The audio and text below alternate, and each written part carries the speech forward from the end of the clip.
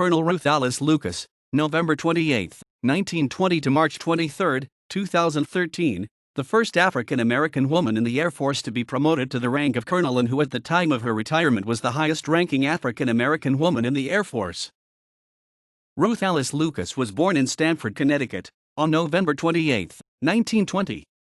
Shortly after graduation, Colonel Lucas enlisted in the Women's Army Auxiliary Corps, WAAC, in 1942 and was one of the first black women to attend what is now the Joint Forces Staff College in Norfolk, Virginia. She transferred from the Army to the newly created Air Force in 1947. She was a 1942 education graduate of what is now Tuskegee University in Alabama.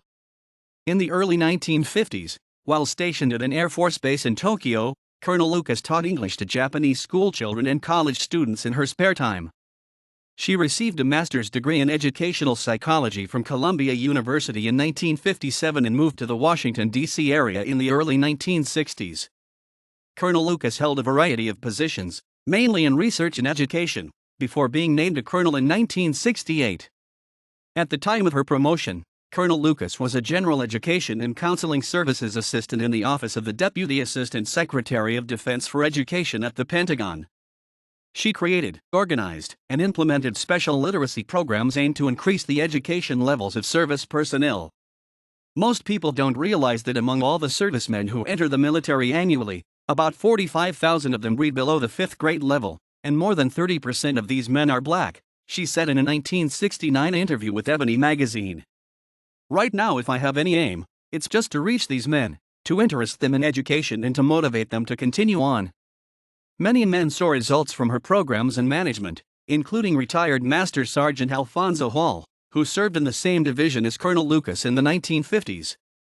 She saw the big picture, Hall said in an interview. Every day, every month, and every quarter, we men saw results. She ate, slept, and breathed training. She believed it was critical for military and civilian life. She looked at all people as people and tried to help them all, Hall said. There were times when I thought about getting out, but I decided that I could best utilize my training right here in the service, Colonel Lucas recalled to Ebony magazine.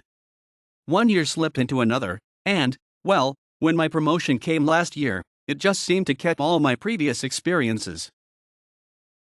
Colonel Lucas retired from the Air Force in 1970. Her military decorations included the Defense Meritorious Service Medal. After her military retirement, Colonel Lucas became the Director of Urban Services at the Old Washington Technical Institute, one of 3 schools that merged in 1977 to form the University of the District of Columbia. She designed outreach programs to encourage high school students to pursue higher education. In 1994, she retired as the assistant to the dean of UDC's College of Physical Science, Engineering, and Technology.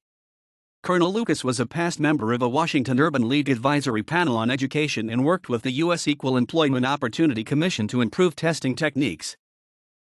Colonel Lucas died March 23, 2013 at her home in Washington, D.C. She was 92. She had inanition and cardiac arrest. Survivors include 2 great-nieces whom she helped raise as children, Lori Ward and Elaine Ward, both of Washington, D.C.